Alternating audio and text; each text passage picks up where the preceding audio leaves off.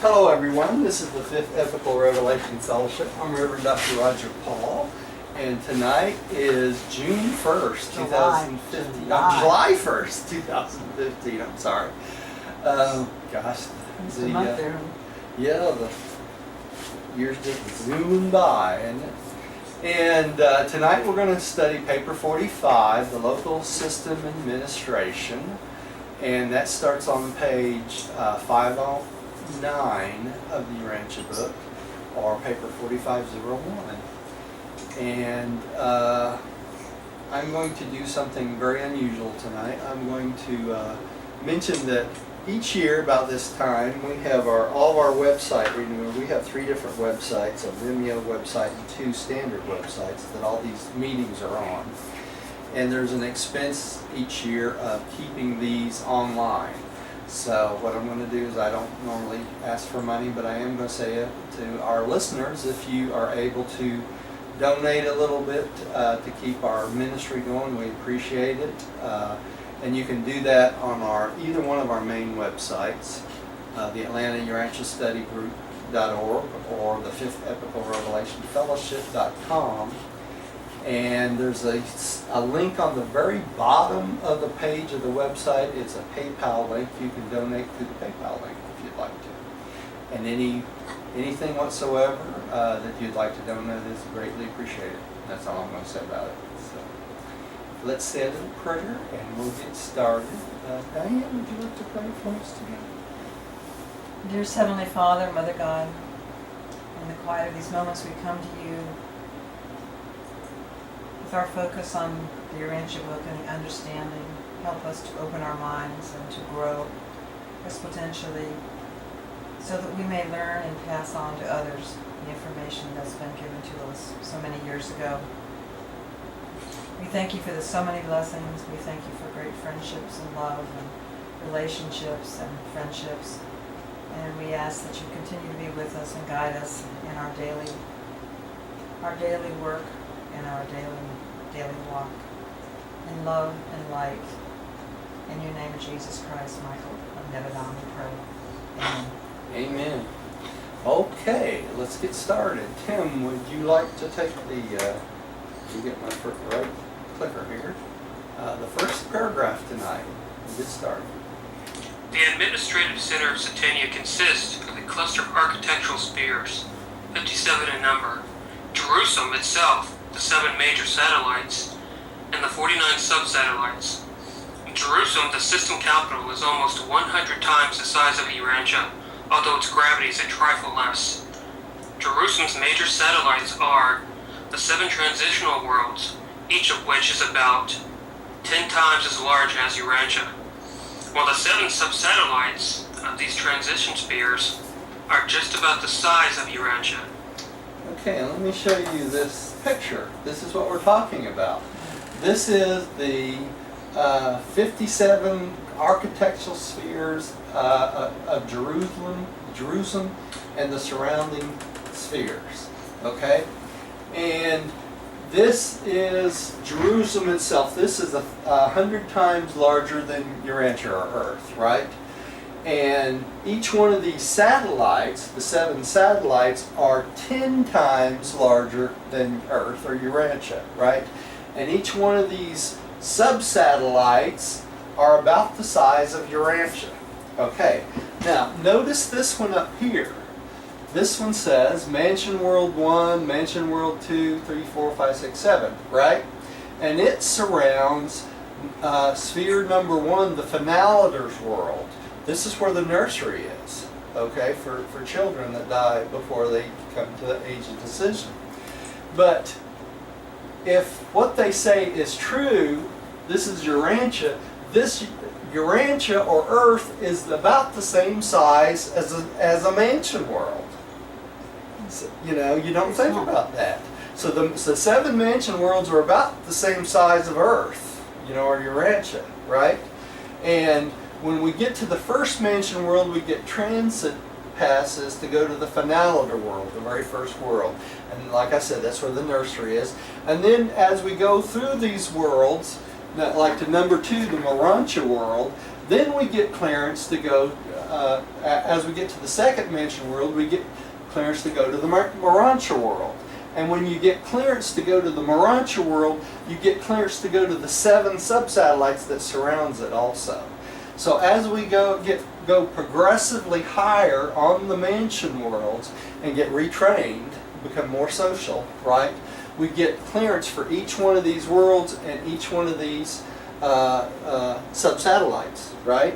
So first we get to go to the Morontia world, then we get to go to the angelic world, then the super angel world, and the world of the sons of God, and the world of the Spirit, and finally the world of the Father. And remember, when we get clearance to go to the world of the Father, one of the sub-satellites of the world of the Father is the prison world where they're holding Lucifer, right? So eventually we'll be able to go see the prison world if we choose, and actually see Lucifer and all those who rebelled, if that's one of your desires. You don't have to, but you can do that. Well, it sounds like a zoo. Yeah, it's quite Better a really wicked Disneyland. Yeah. All right. I mean, as far as the planet Lucifer's on.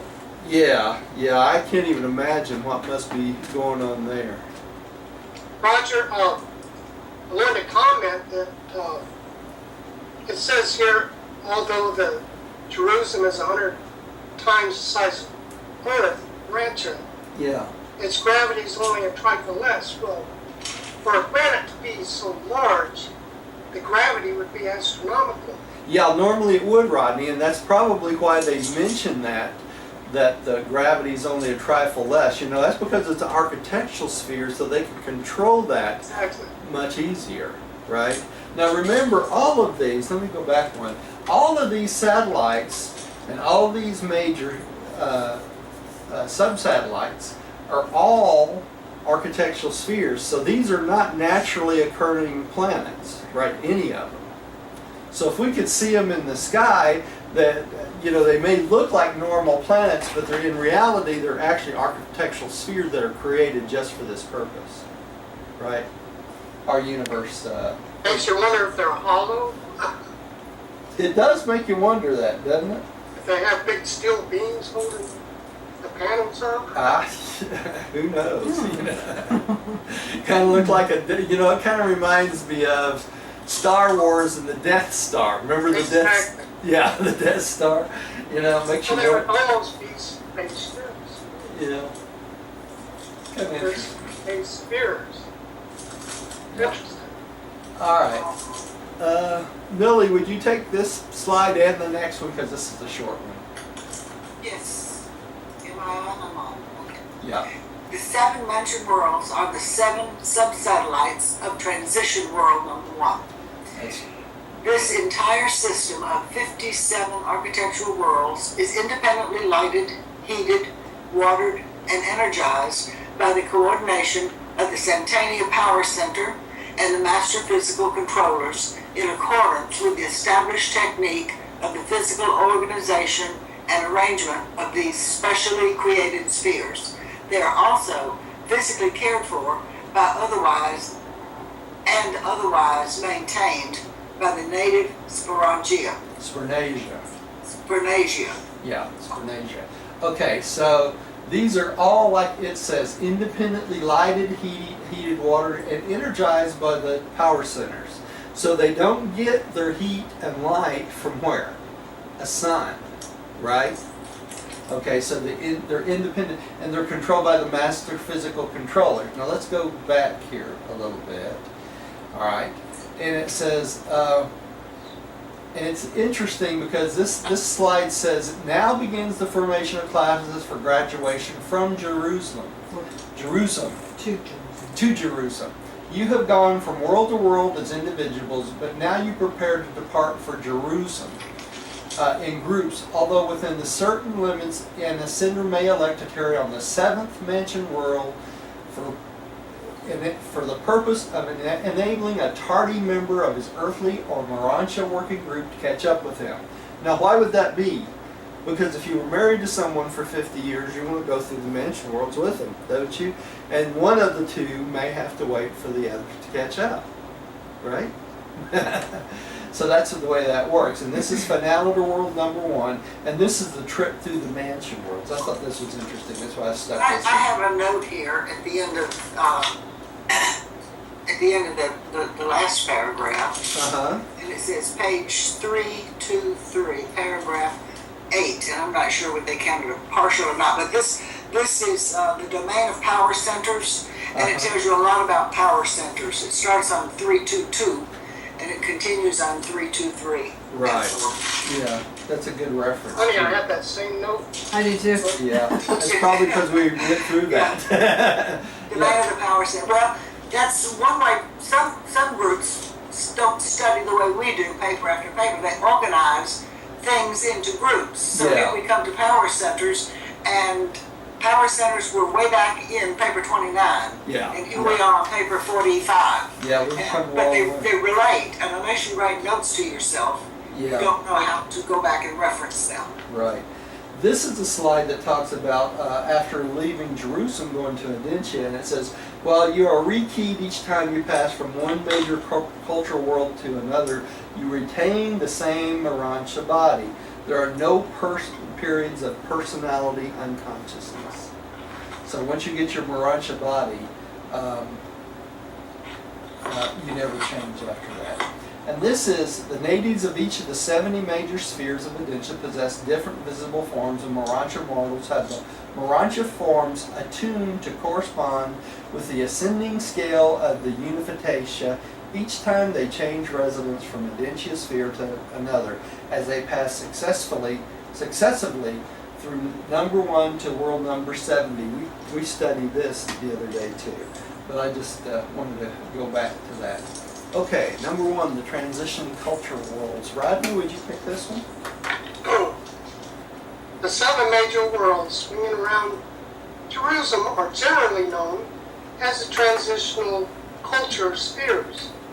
Their rulers are designated from time to time by the Jerusalem Supreme Executive Council. These spheres are numbered and named as follows. Now we're talking about the big spheres that surround Jerusalem, not the sub-satellites, not the mansion worlds, right? All right, just make sure everybody's on the same page.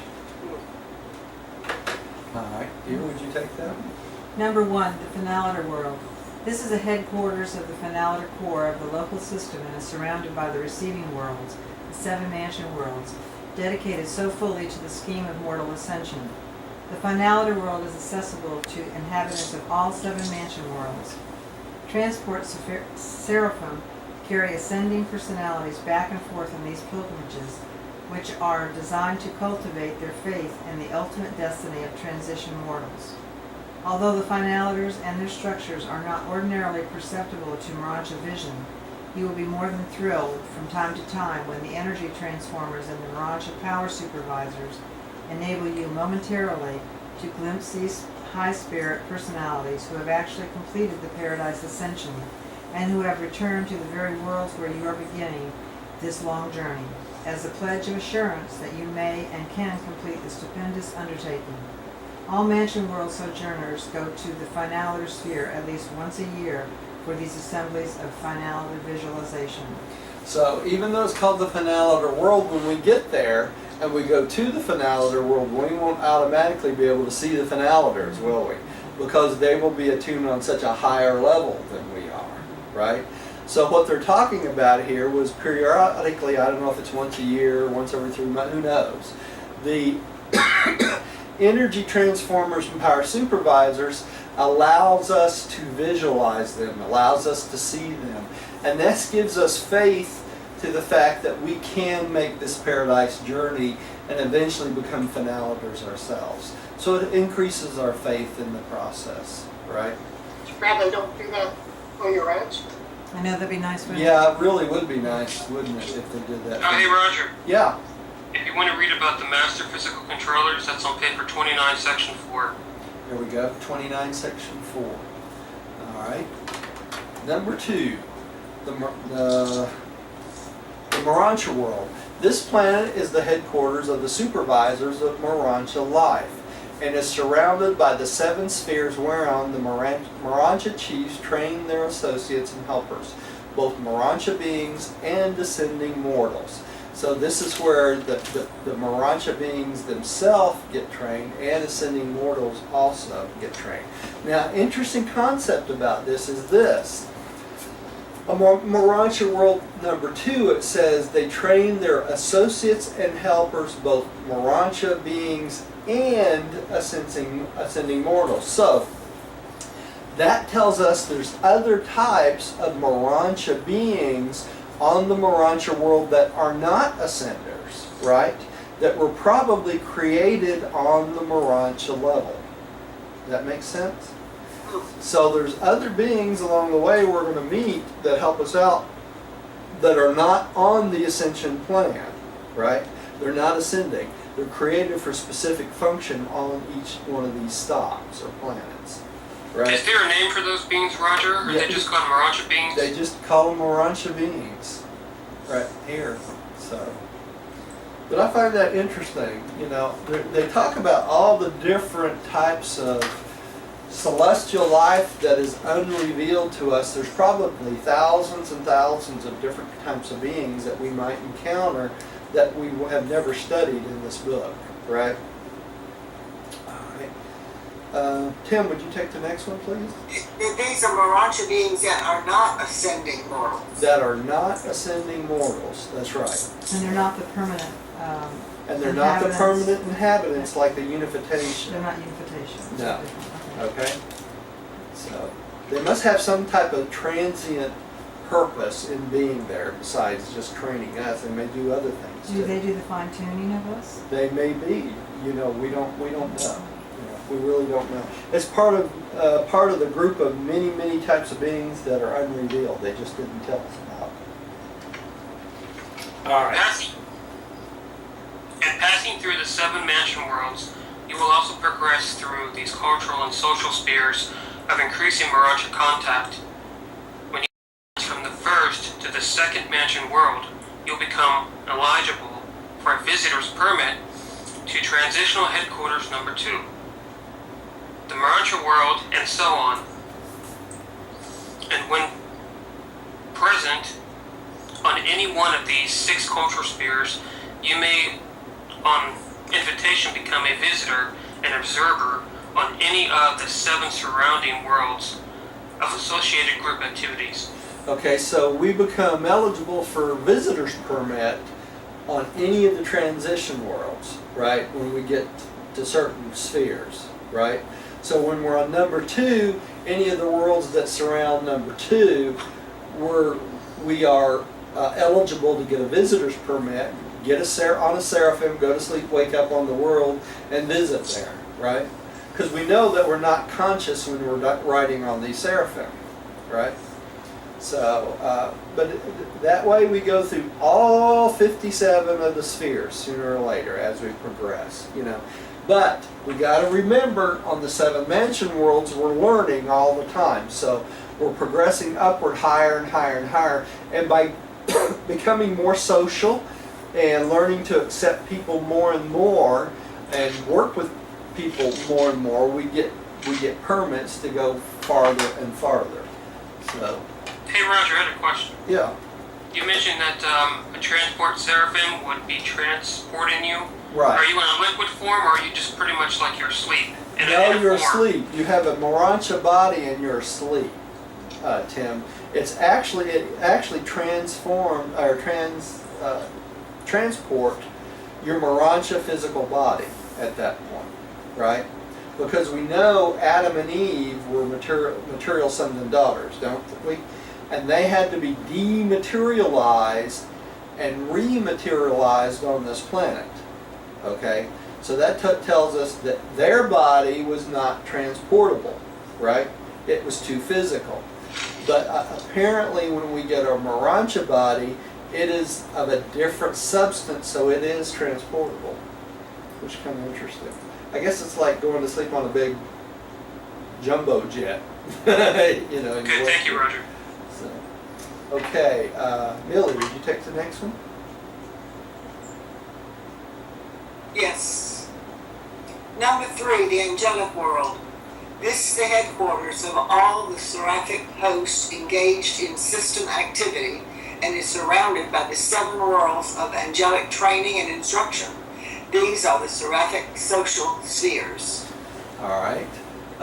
This is where all the angels, I guess, meet, like guardian angels and things like this, is on this angelic world.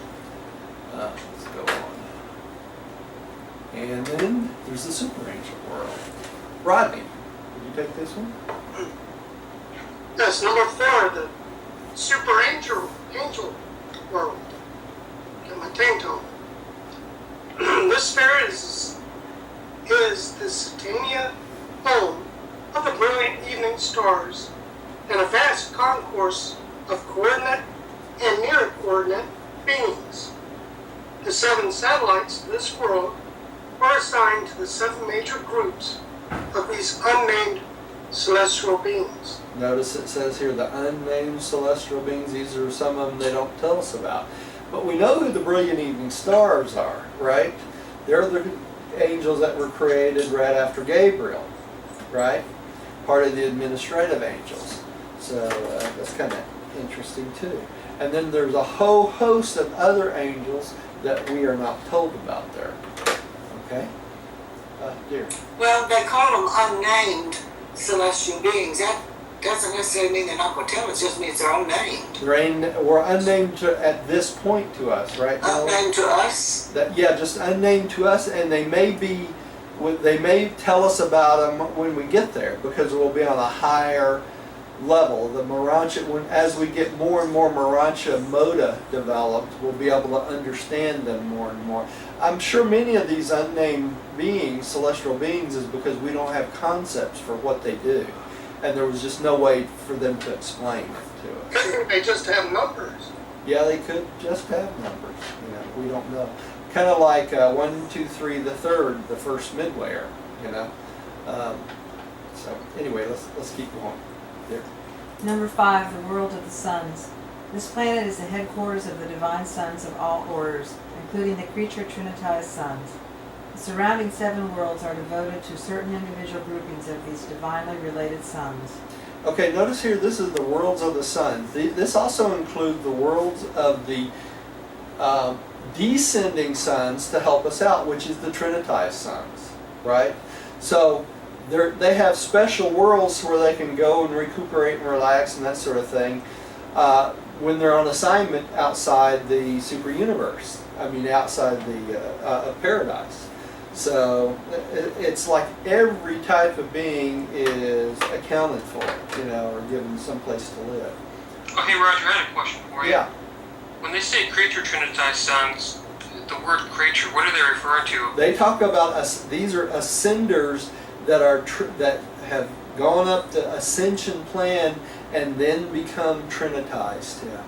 So kind of like us? They're like us. That's right. Okay. They're like us. They've made it to paradise. They become trinitized, and instead of just being finaliters, they become trinitized. Okay. So and then they come back to help us, and that's what these beings are. Okay. Thank you. Sure. Maya.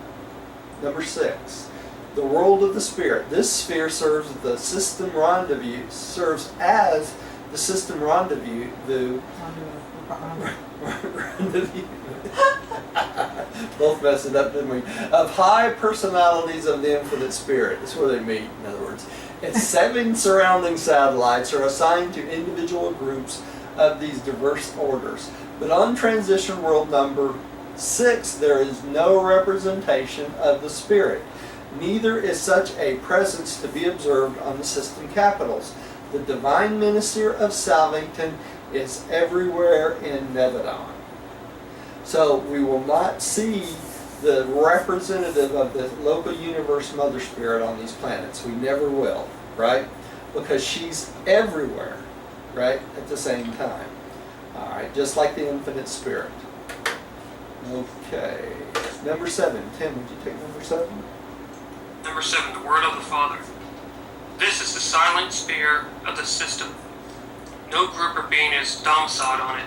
The great temple of light occupies a central place, but no one can be discerned therein. All beings of all the system worlds are welcomed as worshippers. So there's no one living on world number one, the world of the Father. Okay? It is reserved totally for worship of the Father. Okay? And all beings are welcome to go there and worship. So not prayer, but worship. Pardon me? Not prayer, Not but worship. prayer. Not prayer, but worship. That's right, Rodney. All right? And we will be taught how to do that properly when we become Morancha beings too. Okay? You good? Yeah, you. Where was I? The 7 satellites surrounding the Father's world are variously utilized in the different systems. In Satania, they are now used as detention spheres for the intern groups of the Lucifer Rebellion. The constellation capital, Adentia, has no analogous analogous prison worlds. Okay. The few seraphim and cherubim who went over to the rebels in the Satania Rebellion have been long since confined on these isolation worlds of Jerusalem. Okay, so this is where you'd find Lucifer, all his followers, all the rebel angels, the seraphim, the cherubim, who went into rebellion. They're detained there till they're judged. Okay, as a sojourner on the 7th mansion world, you have access to the 7th transition world, the sphere of the universal Father, and are permitted to visit the Satania prison worlds surrounding this planet, whereon are now confined Lucifer and the majority of those personalities who have followed him in rebellion against Michael. And this sad spectacle has been observable during these recent ages and will continue to serve as a solemn warning to all Nebadon until the Ancients of Days has adjudicated the sin of Lucifer and his fallen associates, who rejected the salvation proffered by Michael, their universe father. So you can you imagine a tour going to the prison worlds where they walk by holding places for these angels and Lucifer and their beings, and them knowing that they're eventually going to be annihilated? You know, that has to be a sad spectacle, and they say a solemn spectacle too. So it would not be a fun trip to go there, I'm sure. But they can still change their way. They can, Rodney. They can always repent. You know, that's part of the mercy of the Eternal Son. And we have a picture here of Jerusalem prison world. And this is the world of the Father, mansion world number 7, and you're allowed to visit there, and there is where Lucifer and all his followers are.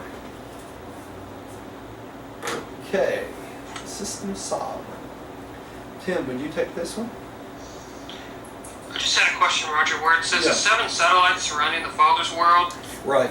they're talking about the detention spheres, correct? Yeah, they are. So they may be a different sphere for each type of being, Tim. There might be one for seraphim, and one for cherubim, and one for sanabim, and there might The one that all rebelled, correct? Yeah, all of them that rebelled, you know, and all those beings may be on each type of world, you know, or just a couple of them. We don't know for sure. But it does say that these 7 worlds that surround the Father's world on other local universes is used for other things. So this is unique to our universe because of our rebellion, right? Because normally a prison world is not necessary in a local universe. Why? Because normally people that are beings that are sane would not rebel against God, right? All right. So Okay, the chief executive of a local system of inhabited worlds is a primary Lunatidex son, the system sovereign. In our local universe, these sovereigns are entrusted with large executive responsibilities, unusual personal prerogatives. Not all universes, even in Nirvantan, are so organized as to permit the system sovereigns to exercise such unusually wide powers of personal discretion in the executive's in the direction of system affairs. direction of system affairs. But in all of the history of Nebadon, these the untrammeled system of Satania was the last and the most widespread of all. Okay, you, Oh, you, that's- you skipped a sentence there. It's, these untrammeled executives have exhibited disloyalty only 3 times. The Lucifer. But in all the history of Nebadon, these untrammeled executives have exhibited disloyalty only 3 times. The Lucifer rebellion and the system of Satania was the last and most widespread of all. So there's been only 3 rebellions in Nebadon since it started. That's what they're talking about. And it's interesting because our system sovereign was in one of the previous rebellions, and he took hold of the system and kept it for Michael. So that's why he was assigned to this one. Okay, Millie. Oh, you remembered me. Okay. In Satania, You get even it? after this disastrous upheaval, absolutely no changes have been made in the technique of system administration. The present system sovereign possesses all the power and exercises all the authority that were invested in his unworthy predecessor, except for certain matters now under the supervision of the Constellation Father, which the Ancients of Days, ancients or plural of days, have not yet fully restored to Lanaforge, the successor to Lucifer. Okay, and we know about the 12 constellation fathers that are assigned to Urantia, right? And that's what they're talking about here, the constellations, those and others for other systems. But these are the only powers that's not been restored to Lanaforge since the Lucifer Rebellion, and will probably stay that way until the adjudication of all the rebels has taken place. So hey Roger, is Lanaforge a good guy? He's a good guy. He's been loyal in another system rebellion too. And he's not a human, he's a created being or... He's a created, descending son of God. Yeah, Okay, okay, thank you. he is.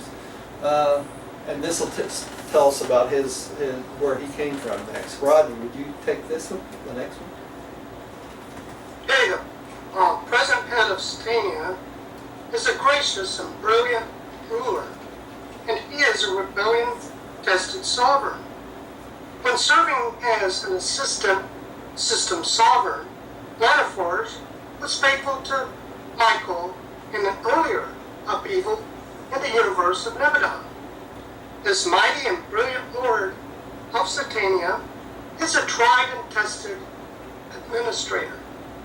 As the time of the second system rebellion in Nebadon, when the system sovereign stumbled and fell into darkness, Lanaforge, the first assistant to the Earring chief, seized the reins of government and so conducted the affairs of the system that comparatively few personalities were lost either on the headquarters worlds or on the inhabited planets of that unfortunate system. Lanaforge bears the distinction of being the only primary Lenontek son in all Nebadon, who thus functioned loyally in the service of Michael and in the very presence of the default of his brother of superior authority and antecedent rank. Lanaforge will probably not be removed from Jerusalem until all the results of the former folly have been overcome and the products of rebellion removed from Satania.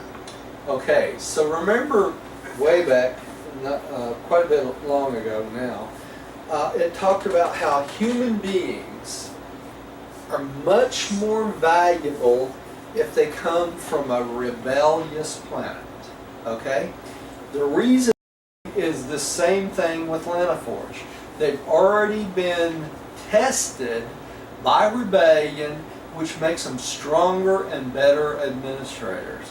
And we are the same way, because we've come from a planet that's been chaos and rebellion over a long period of time. It actually makes us better prepared for what's to come in the future. So we become more valuable through the super universe because we've already been tested for rebellion and we've come through it. And I that's have a question. Yeah. It says Lana Forge, the first assistant to the Erring Chief.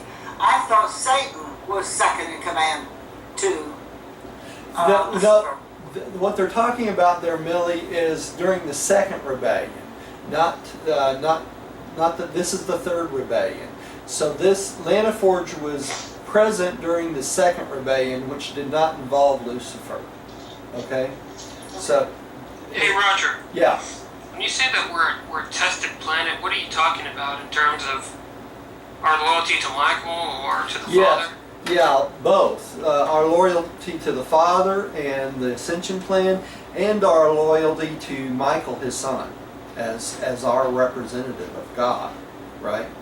So that's what I'm talking about. We're rebellion tested, and when we live in a world surrounded by sin, we really do. You know, I mean, it's amazing how much evil's in this world, and I've experienced that personally this week. But there's a lot of evil things that go on, and we're tested constantly, and this makes us struggle. These are the struggles that our guardian angels are supposed to put in front of us so that we grow spiritually. Okay, and sometimes we work out good, and sometimes we don't. I've not been on my best behavior this week. I can tell you. I've been tried and tested the last few weeks to the max. My wife can attest to I that. didn't hear about this one. Yeah, well, we won't do that online. But sometimes we go through things like this that in our lives that test our faith and see how strong we are and make us realize we have a lot of work to do. We have a long way to go. You know, none of us are perfect. That's for sure. Thank you, Roger. You're sure. Let's see. Now I've lost my place again. Rodney, I think you're up. I just read. Oh, you just read. Okay, Diane, you're up. I guess it is me. While all the affairs of the isolated worlds of Satania have not been returned to his jurisdiction, Lana Forge discloses great interest in their welfare, and he is a frequent visitor on Urantia. Wish I could see him.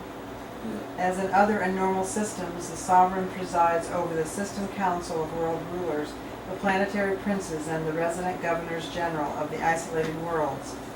This planetary council assembles from time to time on the headquarters of the system when the sons of God come together.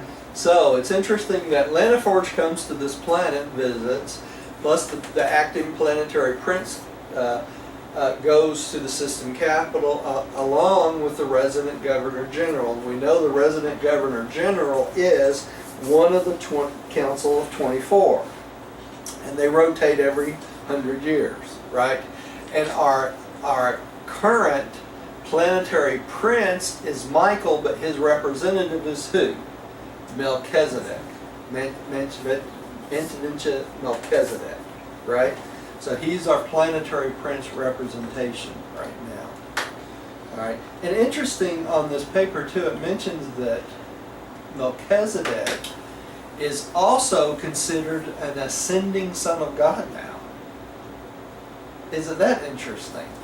He became an ascending son of God because he became flesh in his mission to earth. So since he's become human, he is also counted in the ascending sons of God, not just the descending sons of God. So he had an adjuster. Yeah, he did. So he had an adjuster. Yeah, because Michael shared that one. They both shared the adjuster, but it also, Rodney, entitles him to do what? Go through the ascension plan. Interesting. Which he wouldn't have been entitled to do. Well, of course, he knew this beforehand. Yeah, he knew this beforehand, but he wouldn't have been entitled to do that before he did his bestowal, right? That's what I mean. Yeah. So it's kind of interesting. So he will be eventually on the same ascension plan to go to God the Father that we are. Wow, we might even meet him. We might even meet him. You could almost count on it. Yeah. That's cool. Okay. let's keep going. Once a week, every 10 days on Jerusalem, the sovereign holds a conclave with some one group of the various orders of personalities domiciled on the headquarters worlds. These are the charming informal hours of Jerusalem, and they are never to be forgotten occasions. On Jerusalem there exists the utmost fraternity between all the various orders of beings in between each of these groups and the system sovereign. So the system sovereign is Lanaforge, right? So he has informal meetings with all orders of different types of beings, right? So you never know, you might be called to the presence of Lanaforge sometime to meet him and to socialize with him. How about that? So obviously there's no prejudice on these worlds. No, there's no prejudice, and there's no holding up of rank between beings. In other words, just because they're on a higher level, they treat you like you're an equal, right? Wow. Which is something to look forward to. We don't have people They with, have no caste system. they have no caste system. They don't have people with the big head, right? We have a lot of people with the big head in this world, you know, at least they think they are anyway. So, anyway. Okay, so let's keep going. Tim, would you take the next one? These unique assemblages occur on the Sea of Glass, the great gathering field of the system capital. They are purely social and spiritual occasions, nothing pertaining to the planetary administration or even to the ascending plan is ever discussed. Ascending mortals come together at these times merely to enjoy themselves and to meet their fellow Jerusalemites. These groups, which are not being entertained by the sovereign at the weekly relaxations, meet at their own headquarters. Okay, so these are purely social functions and occasions, right? For enjoyment. All right, Millie, would you take the next one, please? Number 3, the system government. The chief executive of a local system, the system sovereign, is always supported by 2 or 3 Lananandak sons who function as first and second assistants. But at the present time, the system of Satania is administered by a staff of 7 Lananandaks. Okay, so he's got a support staff to support him, right? Now remember, the Lananandak sons are the second order of sonship, right? Who's the first order of sonship? The Melchizedeks, and then the second order was the Verondadeks, right? And then the Lananandeks. So they're three rungs down from the first created, right? So these are sons that were created to be system sovereigns, assistants, and administrators, right? They're considered descending sons of God, right? All right. And there's primary, secondary, and tertiary orders of these. So, Rodney, would you take the next one? Yes. Number 1, the system sovereign, Lanaforge. Number 2709, of the primary order and successor of the apostate Lucifer. All right. Here, would you take the next one? 2, the first assistant sovereign, Manasaroshia, number 17. Yeah. Number 17,841 of the tertiary Lananandeks. He was dispatched to Satania along with Lanaforge. As part of his staff, right?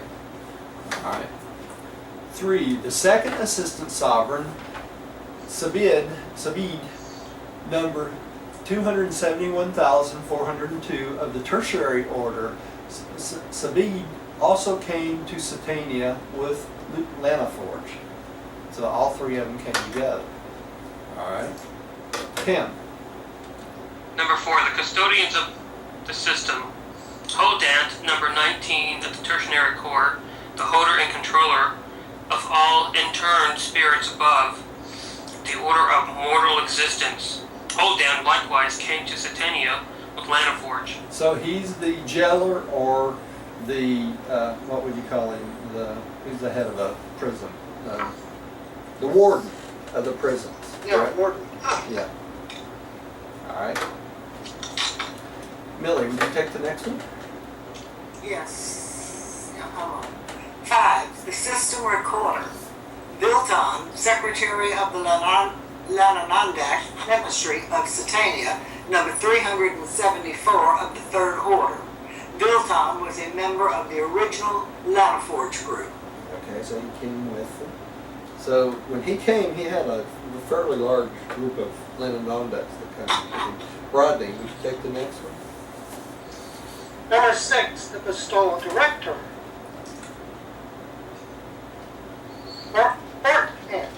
Portland. That's right. Portland. Number 319,847 of the reserves of the Secondary Lanonondex and temporary director of all universe activities transplanted to Jerusalem since Michael's bestowal on Urantia. Fort Bend has been attached to the staff of Lanaforge for 1,900 years of Urantia time. So now about 2,000 years. Yeah, now about 2,000 years, and he was the director of the bestowal activities during Michael's bestowal on the planet, right? 7. The High Counselor. Hanavard, number 67 of the primary Lananondak Sons, and a member of the High Corps of Universe Counselors and Coordinators. He functions as acting chairman of the Executive Council of Satania. Hanavar is the 12th of this order, so to serve on Jerusalem since the Lucifer Rebellion. Okay, so there's been a rotation of this position, right? The High Counselor, all right? This executive group of 7 Lananondex constitute the expanded emergency administration made necessary by the exigencies of the Lucifer Rebellion. There are only minor courts on Jerusalem since the system is the unit of administration, not adjudication. But the Lananondak administration is supported by the Jerusalem Executive Council, the supreme advisory body of Satania. This council consists of 12 members. Okay, and there is the 7 we talked about just now. Okay, that's Lanaforge, Mansoratia, Sabid, Holden, Vilton, Fortin, and Hanavar. Right? I didn't even get tongue-tied on that, did I? Okay, Hanavard. I think I'll turn to read this. The Lananondak chairman. Lanaforge, the system sovereign. Mansoratia, the first assistant sovereign. 4. The chief of Satania, Melchizedek. 5. The acting director of Satania, life carriers. 6. The chief of Satania, Finalitors. 7. The original Adam of Satania, the supervising head of the material sons. 8. The director of Satania, Seraphic host. 9. The chief of the Satania physical controllers. And 10. The director of the system, Morancha power supervisors. 11. The acting director of system midway creatures. And 12. The acting head of the corps of ascending mortals. You'll notice here there's representation of all 12 types of beings in our system. Yeah, I was going to say, they've got it covered. Yeah, every type of being has a representative, okay? That's cool. All right, Tim, would you take the next paragraph, please? This council periodically chooses 3 members to represent the local system on the Supreme Council at the Universe headquarters, but this representation is suspended by rebellion.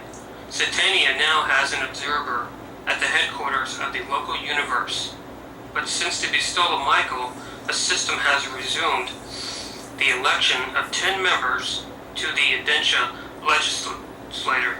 Okay, so when Lucifer went into rebellion, it threw us out of what? This council, right? Of the Supreme Council of the Super Universe headquarters. But we do have resumed elections for 10 members to the Edensha legislature, so we have representation. Okay? All right, let's move on to the 24 counselors. Millie, would you take that? Number 4, the 4 and 20 counselors. At the center of the 7 angelic residential circles on Jerusalem is located the headquarters of the Aranja Advisory Council, the 4 and 20 counselors. John the Revelator called them the 4 and 20 elders. Quote, and round about the throne were 4 and 20 seats, and upon the seats I saw 4 and 20 elders sitting, clothed in white raiment. Unquote. That's the book of Revelation, right? Right. Okay. The throne in the center of this group is the judgment seat of the presiding archangel, the throne of the resurrection roll call of mercy and justice for all Satania.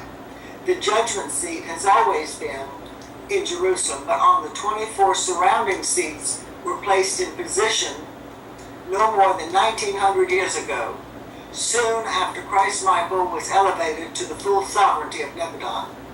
These 4 and 20 counselors are his personal agents on Jerusalem, and they have authority to represent the Master's Son in all matters concerning the roll calls of Satania and in many other phases of the scheme of mortal ascension on the isolated worlds of the system. They are the designated agents for executing the special requests of Gabriel and the unusual mandates of Michael. So this, Not unusual, the usual. No, it's unusual. Unusual mandates of Michael. That's right. What unusual mandates? well, anything he wishes to have done, they are authorized to do, right? Yeah, anything out of the ordinary. Pardon me? Anything out of the ordinary. Anything out of the ordinary, and also executing the special request of Gabriel. That's important too, because Gabriel is the chief executive of Michael. So, what's interesting about this is this. The 24 elders are all picked from human beings, okay? That's been on the planet, and midwayers, right? That's been on the planet and gone through a normal life.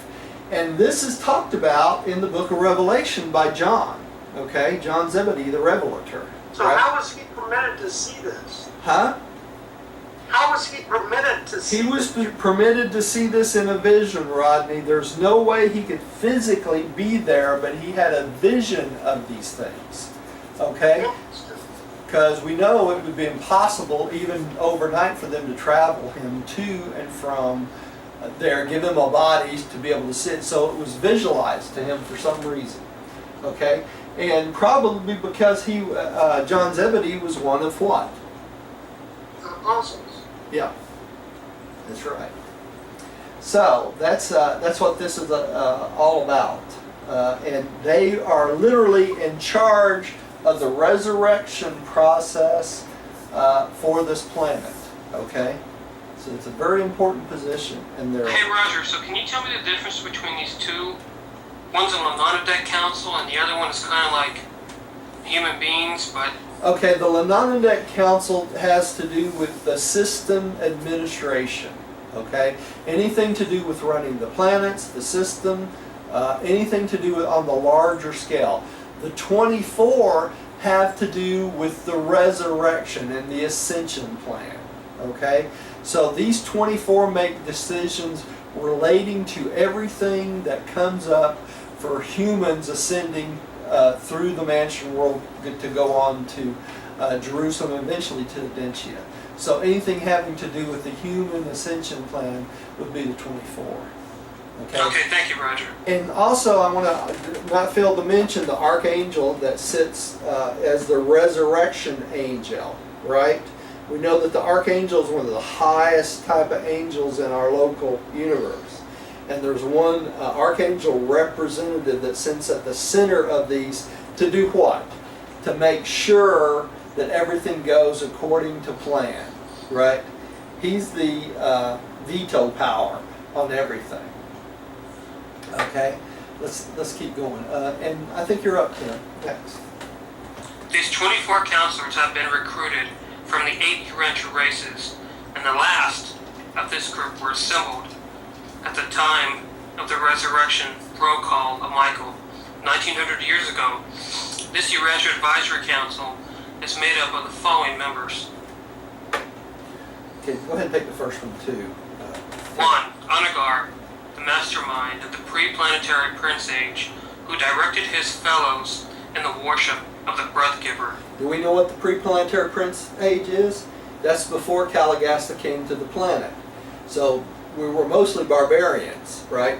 But this man named, or this being named Anagar, who was a barbarian himself, started teaching the worship of the breath giver. Okay? So that's the very first one. It's Makes you wonder, he had faith back then, even before he had faith back then. they were primitive. That's right. And So he knew something was up. yeah, they knew something was up. They had this need to worship, right? That's that seventh adjunct mind spirit, worship and wisdom kicking in, right? All right. Maybe he saw an ancient alien. Who knows? Millie, would you take the next one?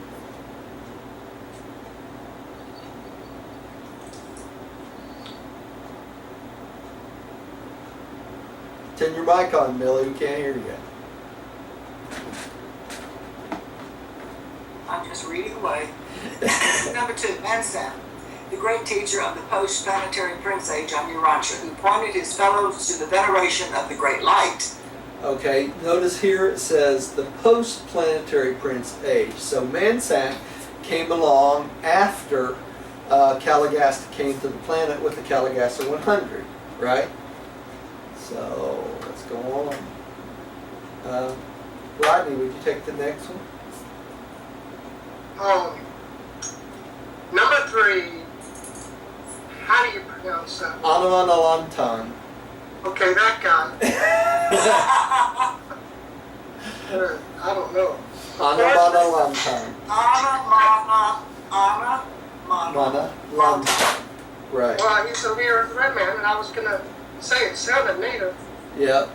And the one who directed this race from the worship of many gods to the veneration of the Great Spirit. So it was Anaman Alantan, a red man. He was in the redwoods of California, actually. Really? Yeah, and he was the one that led us led all Indians into the worship of the Great White Spirit. You know, to hear the stories in the westerns about the Great White Spirit.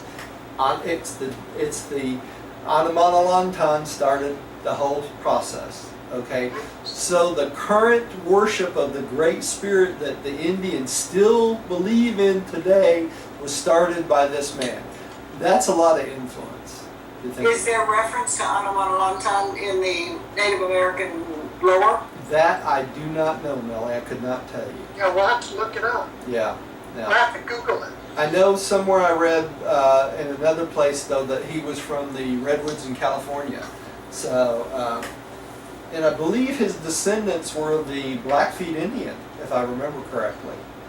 So, kind of interesting. All right, Diane, wake up.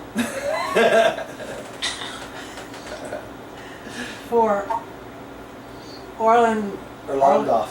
Orlandoff, a prince of the Blue Men and their leader in the recognition of the divinity of the Supreme Chief. Okay, this is the remnants of the Blue Man, not the Blue Man group, but the Blue Man, which we know was a race of people that disappeared over time, right? So that was, wasn't that was before the Planetary Prince? That was before the planetary. No, that was after the Planetary Prince, right? After. Yeah. It was, and the Blue Men, their progeny ended up becoming the Europeans, mostly English, Vikings, things like that. Maybe. They basically the population of Europe came from the Blue Men, and they eventually turned into what? Orange? White. White? The Oh, white of course race they came did from that. the white race came from the Blue What Men. happened to the orange ones? And they just disappeared. They just They disappeared. were I thought- wiped out. They became wasp. Yeah.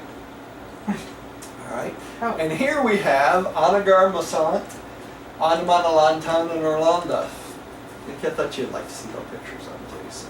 How did they get pictures of them? Huh? How did they get pictures of them? It's magic.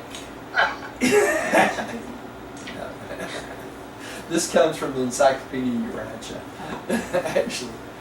Okay, who's up next? Me.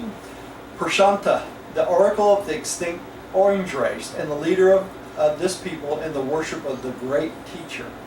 Okay, so this is the oracle of the orange race, and that's where the oracles actually started. You know, where the Orientals believe in oracles and Tibetans and things like that. Well, that came from the orange race also. Okay. Kim, would you take the next one? 6. Singlantan, the first of the yellow man to teach and lead his people in the worship of one truth instead of many. Thousands of years ago, the yellow man knew of one God. So the Oriental people knew of one God long, long before Buddha came along, that sort of thing. So, okay. Millie, would you take the next one? Number 7, Fantad, the deliverer of the green man from darkness and their leader in worship of the one source of life. Oh, the Green Man. Remember the Green Man, of course we haven't studied this, but the Green Man initially populated the area of the Mediterranean, okay? And you'll notice that the Mediterranean people, like the Greeks and along the Mediterranean Sea, Italy, places like that, still have that tint of a hint of olive skin to them, too. So that was the predecessors of them were the Green Man, okay? Rodney, would you take the next one? Yes, number 8. Nirvana, the enlightener of the indigo races and their leader in the one-time service of the God of gods.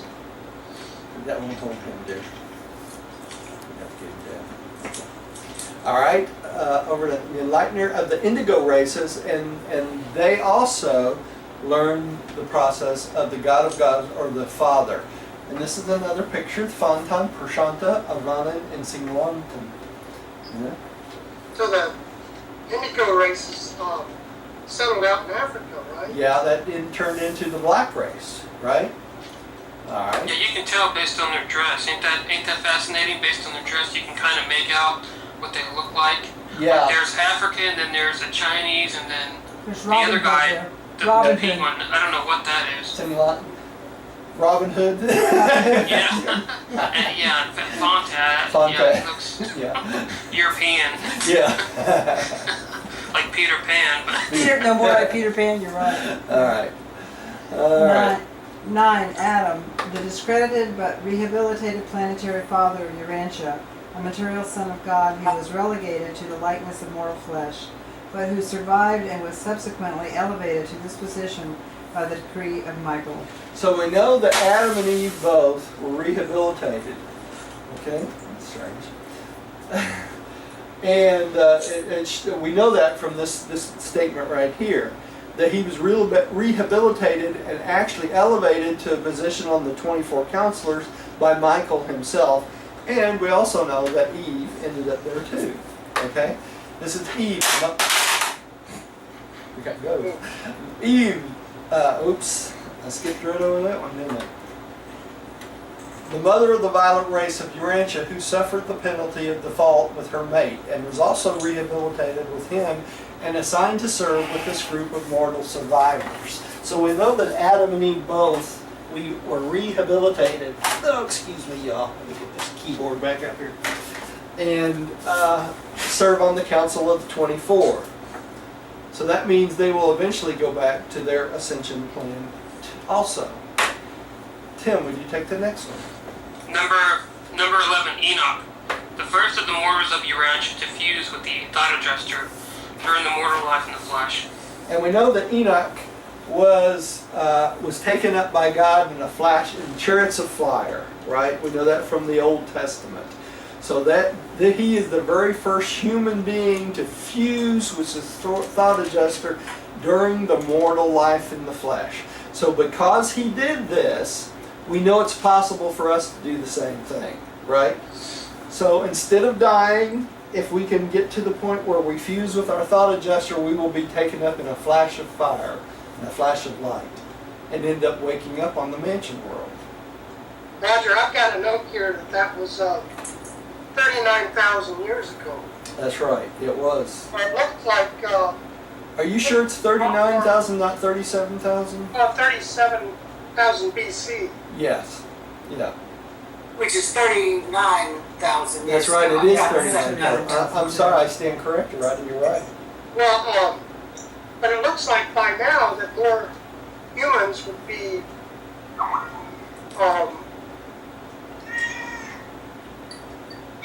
fusing with their adjuster. Yeah, you would think so by now, wouldn't you, I right? know. And maybe it's because the human race is not becoming spiritual enough so that that's happening. You know what I'm saying? So, and I'm sure there's cases that we don't know about, you know? There are cases that we hear In about. many thousand years, surely some other people have fused. Oh, sure, oh, sure. And occasionally you'll hear a story of someone that is consumed in fire in their bed and things like that, you know. Makes you wonder if they if they didn't fuse with their thought adjuster, right? Yeah, spontaneous combustion. Spontaneous combustion. Yeah, you read about that in the mystery books. Sometimes Yeah, they talk you do. about it and they have no idea what it is, and we know. Yeah, they don't know why. Yeah. And so I think that's probably a fusion of the thought adjuster. You know, I've heard something, Roger, that people were saying that at death you lose 2 ounces. Yeah. That's 2 ounces of what? 2 ounces of ash, basically. Really. You can take all the molecules in the human body. Actually, you can take all the water out of a human body, and it ends up being 2 ounces of material. So all the material in the human body outside of the water is really very light, you know. And what'd you say that was called? Huh? Spontaneous combustion. Okay, I thought you said ash at first. Oh, it is ash. That's what. Oh, ash. Okay. Yeah, yeah. Okay. If you're consumed in fire, that's what you turn into. It's instant cremation. Wonderful. Yeah, it's cremation. You know? Yeah, that's awesome. Yeah. So. I always thought if they could prove an instance of spontaneous combustion, it would be a menopausal female. Well, let's hope it's fusion. It's not. Although I almost spontaneous combusted this week, so wouldn't have been good. Okay, let's keep going. Tim, would you pick the next one? Number 12, Moses, the emancipator of a remnant of a submerged violent race and the instigator of the revival of the worship of the universal Father under the name of the God of Israel. Notice here it says the submerged violent race. So that tells us that the Jewish people or the Jewish sect were the remainder of the violent race that were the descendants of Adam and Eve, right? And their children. I thought that was quite interesting about this one. All right, and there we have Enoch. Oops. There we have Enoch, Adam, Eve, and Moses, right?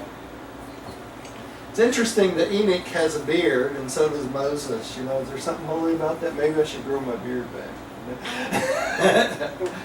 And Adam and Eve. And of course, Eve has a fruit of some kind she's holding. All right. Shame on her. Shame on her.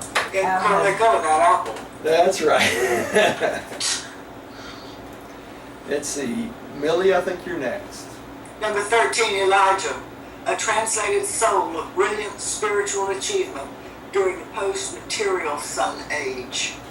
Okay, what are they talking about? Elijah came after Moses. No. Moses, Adam and Eve, Elijah came after Adam and Eve. Elijah was a descendant of Adam and Eve, right? And that is the post-material sun age, because Adam and Eve was the material son of God, right? So it was after Adam and Eve. That's what they're talking about here. So Elijah was a translated soul. So what does that mean? That means he fused with his adjuster. That's the only way you can have a translated soul. So he's the second of record. In the Urantia book, they talk about of fusion, right? Because that's what translation is. It's translated from this life to the next. Okay? Interesting the way they state that, though, right? Probably to keep you confusing it from the first one that fused with his adjuster, who's what? Enoch, right? The second one was Elijah that they record here. Okay. Rodney, would you take the next one? Okay, number 14.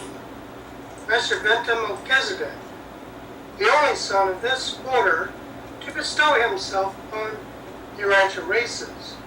While still numbered as Melchizedek, he has become forever a minister of the Most High's, eternally assuming the assignment of service as a mortal ascender. See right there? Yeah, That's why he's a mortal ascender right there. Okay. yeah. Having sojourned on Urantia in the likeness of mortal flesh at Salem in the days of Abraham. This Melchizedek has latterly been proclaimed vicegerent planetary prince of Urantia with headquarters on Jerusalem and authority to act in behalf of Michael, who is actually the planetary prince of the world whereon he experienced his terminal bestowal in human form. Notwithstanding this, Urantia is still supervised by successive resident governors general, members of the 4 and 20 councilors. Okay, so every 100 years they get a new resident governor general of one of these people we just read out become governor general of the planet for 100 years, right? And then they should switch it out to a new one. Hey Roger, I had a question for you. Sure. Is there a difference between Macaventa Melchizedek and this number 14 guy? No, they're the same being. Okay. They're the same being. There's a lot of the order of Melchizedek, but they have different first names. Okay. They're always called something Melchizedek. Okay, because they're the order of Melchizedek's sons. But Macaventa is the one that actually became human and appeared to Abraham. Okay. Another interesting fact about this is it was in Salem, right? Salem was eventually renamed to Jerusalem, right?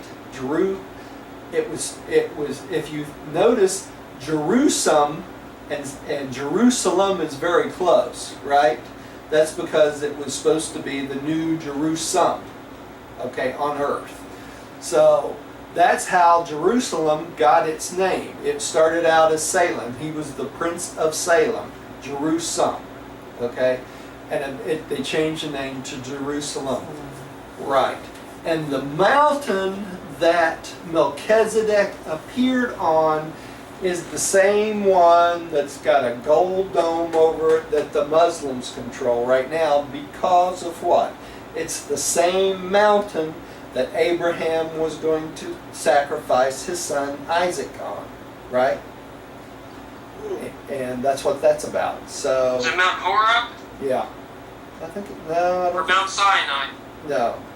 No, I don't remember the exact name, honestly, Tim, but it's that stone that's under the gold dome in Jerusalem. Okay? The Kaaba? Yeah, but if you go to Jerusalem and go to the center of Oh, the Dome of the Rock. the Dome of the Rock, it's under Muslim control now. It's got a Muslim temple on top of it.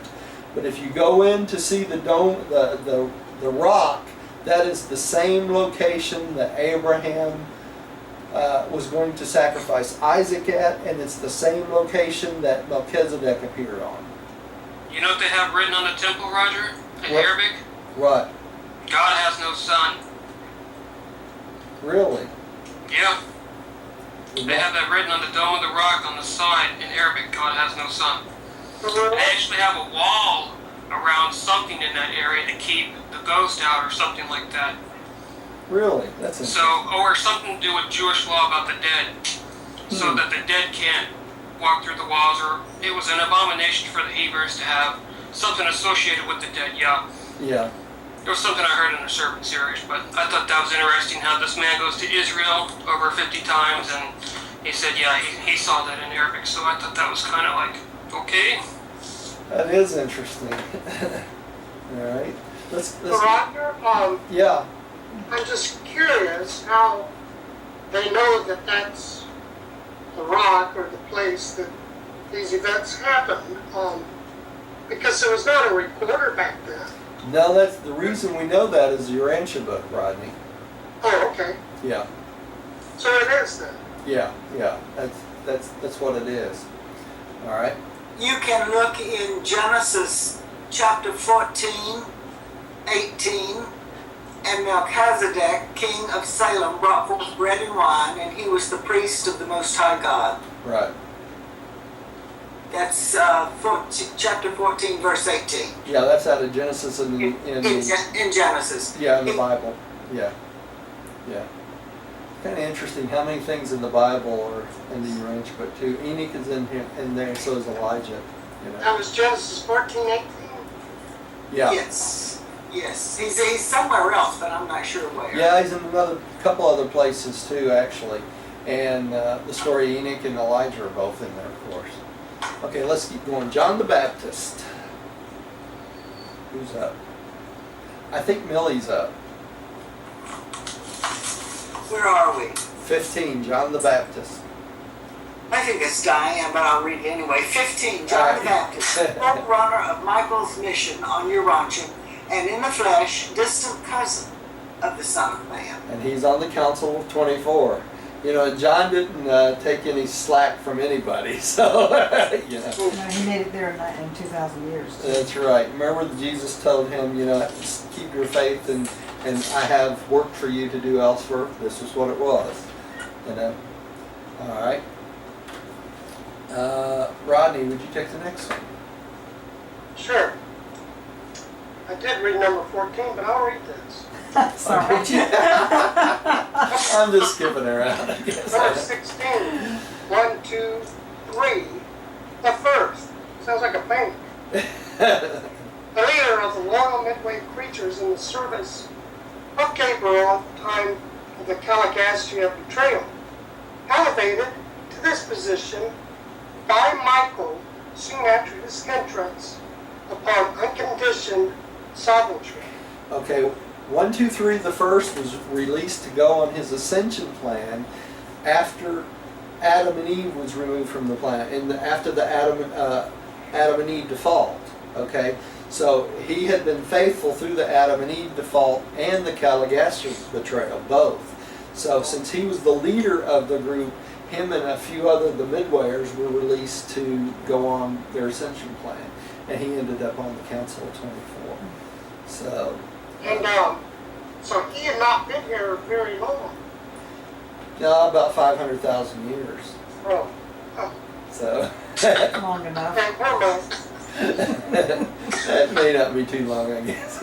Not too long. Not too long. That's right. And here we have Elijah, Maccabentia, Melchizedek, John the Baptist, and 1, 2, 3, the first. It's interesting that the artist gave 1, 2, 3, the first almost the image of a spirit or flame, isn't it? I thought that was kind of interesting. And do you remember, Roger, what the emblem represented on Melchizedek's chest? What they substituted for it?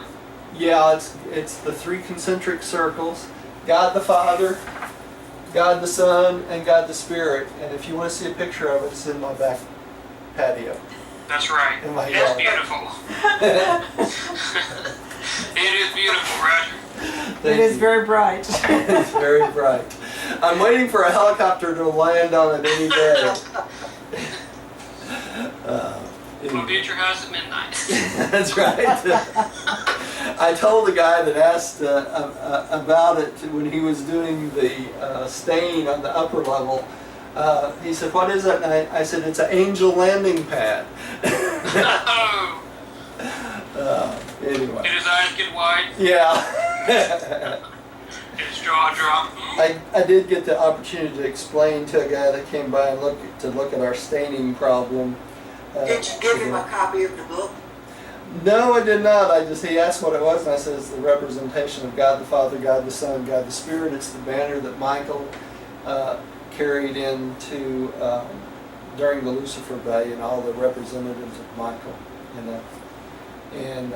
Or I call it the banner of Michael or the banner of Jesus. And both of them's proper. So. Okay, let's keep going. His eyes glazed over and he walked off. Yeah, he did pretty much. He said, You "That's tried, Roger. You That's tried. right. I always try." Okay. Well done. Who's up? It is my turn. Oh, okay. Go ahead. These selected personalities are exempt from the ascension regime for the time being on Gabriel's request, and we have no idea how long they may serve in this capacity. So all these beings are on the ascension plan or scheme, but they have been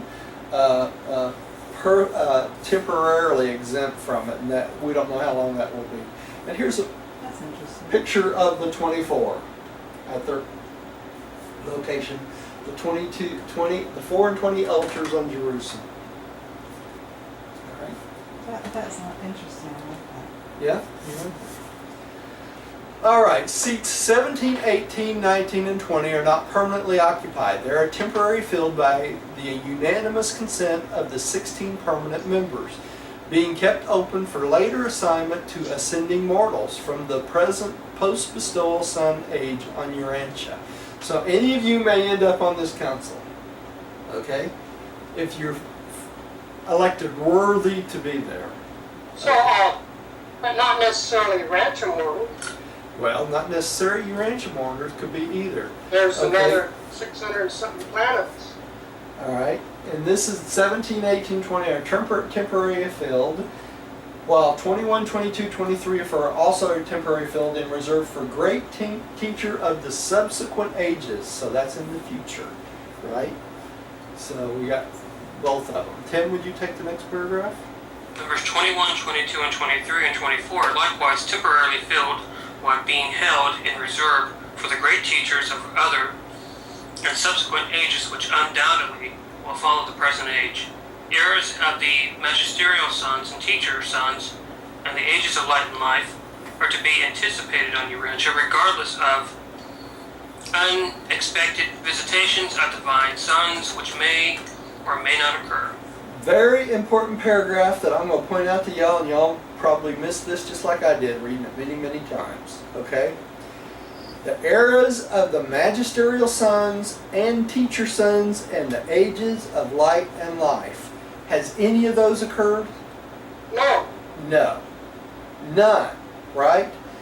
This is why when I was sitting at McDonald's a few days ago and a bunch of guys, the Southern Baptists, were talking about the end of the world has got to come in the next 10 or 15 years. And I just looked at them and I said, the world's not ending, guys. I got news for you. It's not going anywhere. We have not even reached the magisterial, the teacher son age, or the age of light and life. And do you think that Jesus is going to let the jewel of Urantia, the jewel of his final bestowal, be destroyed? No, not even. No. No, I don't think No, so. this planet will never be destroyed. No, I don't think so either. No. So we have a lot of things coming. Even if Jesus appeared tomorrow and everyone on the earth saw him, okay, these things have not occurred, right? That's right. It would still go on, regardless of what happened. If Jesus showed up on all the TV all over the world and everything, maybe we'd have a shift in spiritual values overnight, but the world would not come to an end, right? That's what I wanted to point out about this. But you know, Roger, these people claiming that the world is going to end, it probably will end for them, though. It will end for them. You know, those without faith are already dead, right? Yeah. Do you understand what I'm saying there? If you have no faith, you're walking dead, right? Because until you develop faith, you don't have a relationship that thought adjuster can fuse with, and if you don't eventually fuse with that thought adjuster, you will not survive. That's all there is to it. So, that's that. So, Okay. Roger, I made the comment that these don't necessarily have to be mortals from Urantia, but I believe they are. It's the Urantia Advisory Council. That's exactly right, Rodney, and they probably have a council like this for other local universes and other systems and things like that, right? There's probably one for every, you know, they don't tell us everything, but I assume there would probably almost be one for every single planet, out there. But that's 8 seats left for future seats left. Well, that's quite a long time yet. It's quite a long time yet, and there's going to be some great spiritual teachers that come and go through the ages. You know, there have been in the past, and there will be in the future. That's just all there is to it. Because some beings, some people, are born with the capacity for spiritual greatness, just greatness, just like some people are born with capacity for musical greatness, or, you know, all the arts and everything else. So. Paramahansa Roger, I'm glad to Yogananda. have you as my teacher. Well, thank you, Dan. I appreciate You're that. wonderful. Thank you. What did you say, dear? Paramahansa Yogananda. I'm sure that he's one of them. I just can't imagine that he wouldn't be. He was a great teacher, Diane. He was a great teacher. I loved his writings. I've studied. Yeah, him he for taught years. self-realization. Yes. Fellowship founded in 1920. Yeah, you know, it's just going to go on and on and on. There's going to be a lot of great minds that come along. You know. Okay. Another one was Vern Benham Grimsley. Have you heard his lectures? Yeah. They are amazing. Yeah. That's preaching. Yeah. The material sons. Who's up next? Tim? I think you're back up, Tim. Okay, the great divisions of celestial life have their headquarters and immense preserves on Jerusalem, including the various orders of divine sons, high angels, and midway creatures. The central abode of this wonderful sector is the chief temple of the material sons.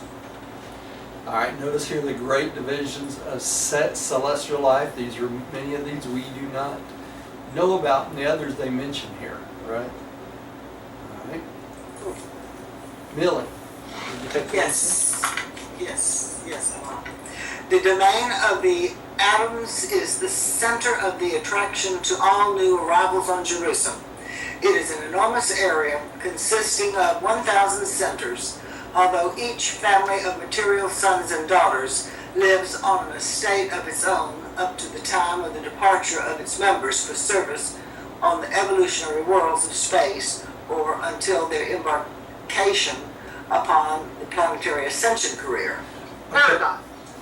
Okay, remember Paradise ascension career. Paradise Ascension career, that's right.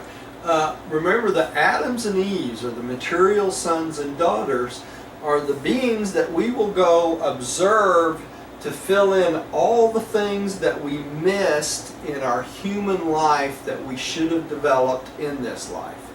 For instance, They'll be our mentors. there are mentors, that's right. If we fail to learn how to raise children or care for children, this is one of the avenues where we'll learn these things, right? The material sons and daughters. If we fail to learn how to have a normal sex life, this is one of the domains that we will observe them having a normal sex life, to fill in the gaps that we have done without, okay?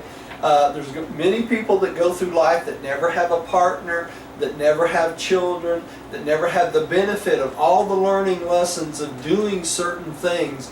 And by observing the material sons and daughters, we get to fill in all the blanks. So that becomes part of our celestial socialization, is observing and learning from other types of beings. Okay, so that's why this domain of the atom is a center of attraction for new arrivals on Jerusalem, because this will give us an opportunity to fill in all those things we don't learn in this life.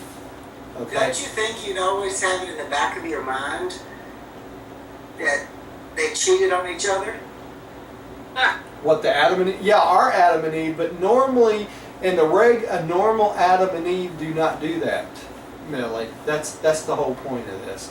That normally they stick to the Father's plan, you know, and we just have unusual circumstances. But yeah, you're probably right. That will always be in the back of our minds, you know. Maybe going through the different worlds and shedding some of the stuff that we hang on to. We'll shed that, I do too, that thought. Yeah, maybe so. And Millie, that may not carry over past this life too. You know, because it may not be spiritually significant for us. So that's a possibility too. We might not even remember it, right? So, Roger, isn't it true that a mortal it's required to be a parent, whether it's on this world or the next? Yes, or gain the experience, Rodney. Is there a difference between being a parent and gaining the experience? You can go to the, you can get part of that qualification by going to the nursery worlds on the father or the Finaliter world, right?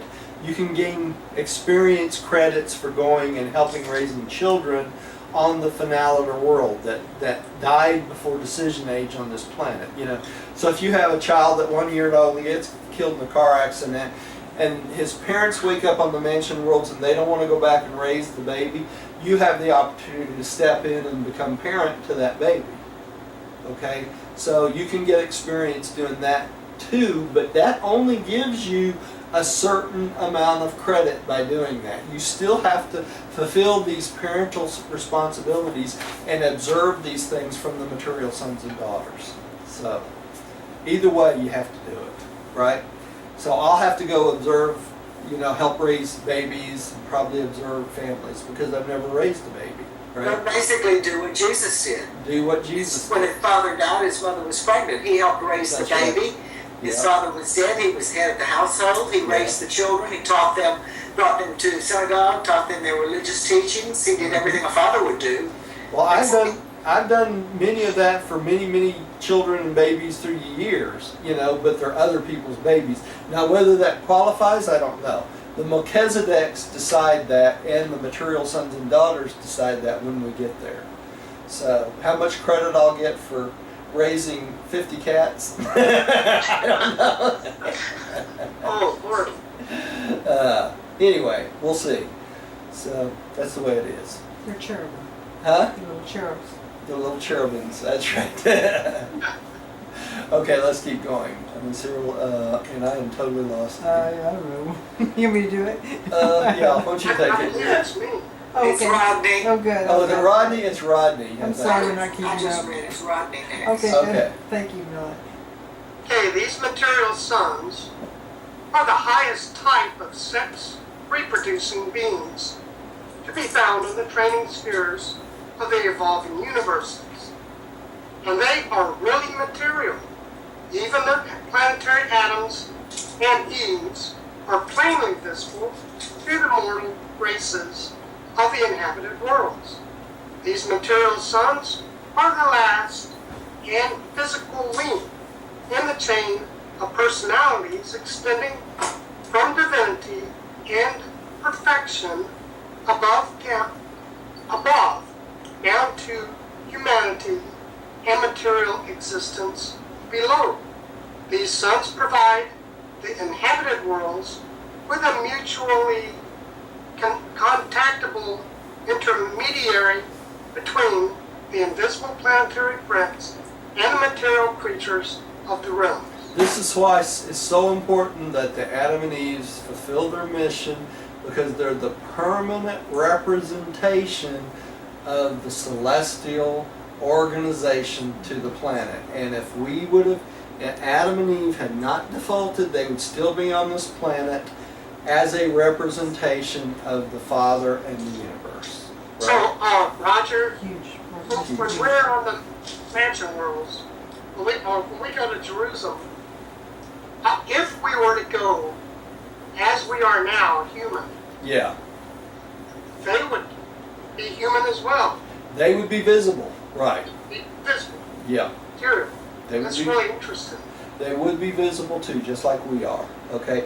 And that's why there are also two types of sons, Rodney. They're descending sons of God. They come down to help us, but they're also ascending sons. When the planet reaches light and life, then they are released to go on their ascension plan.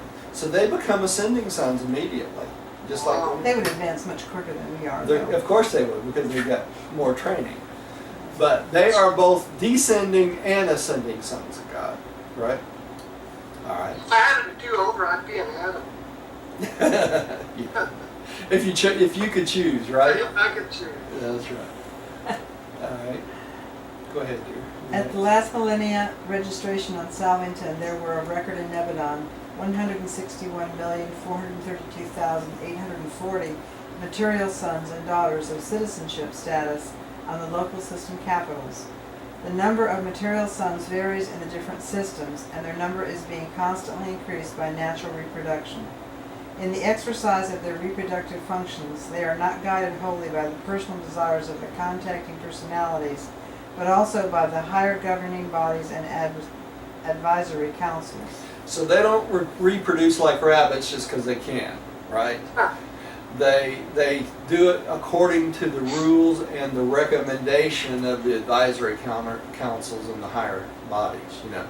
So they not only have children on Jerusalem, okay, while they're there, so they have children there, but then they go to the planet and then their children becomes what? The violet race, right? And their children's reproduction over thousands of years eventually mix with the population, and that's how we get our inclusion into the violet race, into the human race. But it didn't exactly work out the way it was planned. These material sons and daughters are the permanent inhabitants of Jerusalem and its associated worlds. They occupy vast estates on Jerusalem and participate liberally in the local management of the capital sphere, administrating practically all routine affairs with the assistance of the midwayers and the ascenders. So the midwayers and the ascenders of Jerusalem help them out, right? Tim, would you take the next one? Roger, Yeah. I got a question here. I'm trying to find my map. How many inhabited worlds are there in Nebadon? In other words, why are there so many material sons and daughters? Oh, well, because there's eventually there'll be 10 million inhabited planets in Nebadon. 10 million. 10 million. Okay, 10 billion. I thought there was Million. an Adam and Eve assigned to every planet, so it's There is. But we're just talking about the local system of Satania. There's 100 local systems, right? So there'll be 100 what? Planets like Jerusalem on each and every one of them. 100 times 1,000. 100 times 1,000. That's right. That's right. So there'll eventually be 10 million inhabited planets. In our local system of Satania, there'll be 1,000 eventually, right? Right now we know there's 600, when the book was written, there were 619, right? We're 606. So there's still 300 and something that's going to develop just in our local system of Satania. It's not even developed yet. You follow me? So we're a very young local universe. Okay? On Jerusalem, these reproducing sons are permitted to experiment with the ideals of self-government after the manner of the Melchizedeks, and they are achieving a very high type of society. The higher orders of sonship reserve the Veto function. veto functions of the realm, but in nearly every respect, the Jerusalem Adamites govern themselves by universal suffrage and representative government. Sometimes they hope to be granted virtually complete autonomy. Yeah, that's right. Now, universal suffrage basically means that they have volunteered themselves for self-government. In other words, it's a representative type government. That's the perfection of the universe. They have volunteered to follow the representation of people they elect to govern them. And that's what the Melchizedeks do also, right? So that's what they're talking about here, universal suffrage. They suffer under the fact that they know it's not going to be a perfect government, but it's a representative government of qualified people to represent them. Does that make sense? All right, so that's what they're talking here. Okay, Millie, would you take the next one? Got it. The character of the service of the material sons is largely determined by their ages. While they are not eligible for admission to the Melchizedek University of Salvington, being material and ordinarily limited to certain planets. Nevertheless, Melchizedek maintained strong faculties of teachers on the headquarters of each system for the instruction of the younger generation material sons. The educational and spiritual training systems provide for the development of the younger material sons and daughters and are the acme of perfection in scope, technique, and practicality. Now y'all keep in mind this. The universe is not on our time clock, right? We have very short lines. These material sons and daughters have lives that are hundreds and hundreds and hundreds of thousands of years, right? So they might be on Jerusalem for 3 billion years before they're assigned to a planet. You follow me? And even though the material sons and daughters, they don't die. Okay, that's part of them eating the fruit of life. Okay, so when they come to this planet, they may have been alive for who knows how long. So these are very wise beings, right? So it's the thing that like happened at our planet, the default is very unusual. It's not a normal thing. It looks like they would have known patience by then. Well, you would think so, and it has to do with having a different type of physical body on this planet. You have different hormones on this planet. You have when you go into a different type of body than what you're used to, then you have to adjust to that difference, right?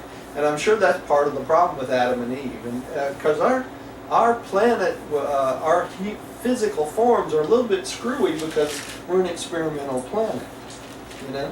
I wonder if that's why the transgenders are having such a emergence of that with children. Even they're getting operations. Yeah, who knows? I mean, that's a good question, and I really could not tell you that. Let me see something here, dear. I'm trying to see how much we got left here. I know, me too. It's just, We have 6 and 7. we're not going to be able to make it. 4 pages. Well, I'll leave it up to y'all. Y'all want to try to make it through, or you want to cut it off here and come back next week and finish it? No, I don't want to go too fast. We have 4 pages left. All right. Well, let's stop here tonight. Then and we'll finish this next week. It might be a little shorter next week, but hopefully next week I will be prepared to try our new system other than Skype. So that might be a good time to try it out on a little bit shorter meeting, and that'll give us some. Yeah, on the Zoom. So we might give us some tweak time for that. So let's stop here and we'll take a demic training of ascenders next time. Does that sound good to y'all? Yeah, but Roger, now my notes here may be wrong. I show that there's eventually going to be 10 million worlds in Nemetum. That's right. Right now there's presently 3,841,101 worlds. That's right. That's right. So, So we're only a third of the way there. like I was saying, 10 million worlds. Why are there 161 million Adam and Eves? I mean, even if you cut that in half, that's what is that? 80 million? Yeah, but they do other function other than being the Adam and Eve for a planet, Rodney. Okay, what is that? That I could not tell you. It just mentions in the book that some of them are assigned as Adam and Eve and some of them are not. So, Okay, gotcha. so they must have other functions other than just becoming an Adam and Eve for a planet. Hey, Roger, but isn't it true that a midway creature is also somewhat of an angel and a material son? I read that somewhere in the papers, and I think it's 46. Where they Adam and explain. Eve is the lowest point of both ascending and descending sons. Okay, and they don't really account them. It's kind of a gray area whether they actually really the last type of descending son is considered the life carriers. Okay. But it does mention, like you said in that one, it's actually in a couple places, Tim. It mentions that the midwayers are kind of the in-between of the descending sons and the ascending sons, because they start out as descending sons, helping out everyone, and then when they're freed to leave the planet, then they become ascending sons with us also, just like the material sons do. So they're a mixture of angel and material son. Well, they're not really angel though, Tim. That's not a correct association. They're considered more midway, because they're midway between human and celestial.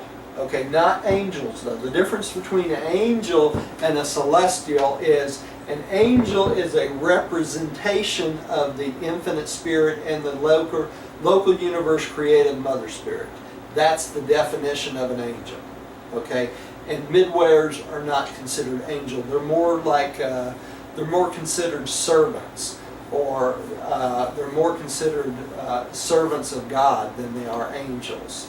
Okay, does that make sense? Because they're not in the pecking order of the infinite spirit. Okay, they're actually given thought adjusters and become souls as they ascend. So that's the difference. And angels don't normally do that. An angel will follow its pathway all the way to paradise. A midwayer goes on the ascension plan to paradise, and that's the big difference. But I thought the Okay, thank angels, you, Roger. I thought the angels did go on an ascension plan, and then they go to ascension.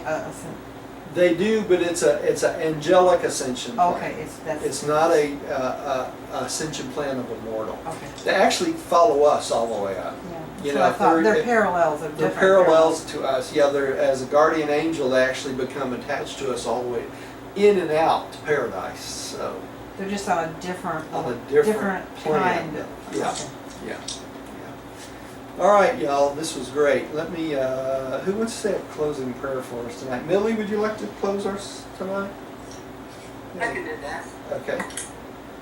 Heavenly Father, we are grateful that you've given us this time together to once again study this, your new revelation. Bring us understanding so that we may use it in our daily lives to become better citizens of your beautiful world. We pray this in the name of Jesus the Christ, Michael of Nebadon. Amen. Amen. And at home, thank you for joining us. Please come see us again.